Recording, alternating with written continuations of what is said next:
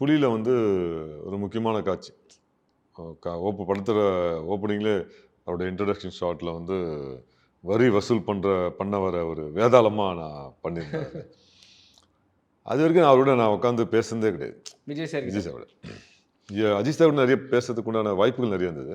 ஏன்னா ஒவ்வொரு citizen, red அப்படின்னு கன்டினியூஸா 20 நாள், 30 நாள், 40 நாள் படம் பண்ணியிருக்கேன். பட் இவரோட காம்பினேஷன் வந்து ரொம்ப கம்மி தான் நான் பண்ணது. அவர் படங்கள் நெறைய பண்ணியிருந்தாலும், அவர் காம்பினேஷன்ல 1, 2 இதுதான் வரும்.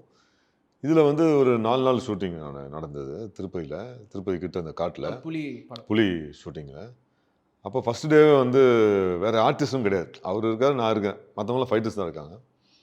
முடிஞ்ச உடனே ஃபர்ஸ்ட் ஷாட் முடிஞ்சது. எல்லாரும் வந்து மானிட்டர பார்த்துட்டு ஓகே சொல்லிட்டு அடுத்த ஷாட்டுக்கு போயிட்டாங்க. விஜய் சார் உட்காந்து நான் அப்படி நகர போனேன். உட்காருங்கண்ணா நீங்களும் அப்படின்னாரு. இல்ல சார் நான் எந்த ஹீரோ கூடயும் பக்கத்துல சரிக்கு சமமா உட்காந்து பழக்கமே இல்ல எனக்கு. அப்போ உட்கார சொன்னாரு. இல்ல சார் பரவாயில்ல. இல்ல, சேர் எடுத்துன்னு போடுப்பா அப்படின்னு சொன்னாரு. அசிஸ்டன்ட் எடுத்துன்னு போட்டாங்க. உட்கார்ந்தாரு. என்னண்ணா பண்றீங்க? எல்லாம் கேட்டிருந்தாரு.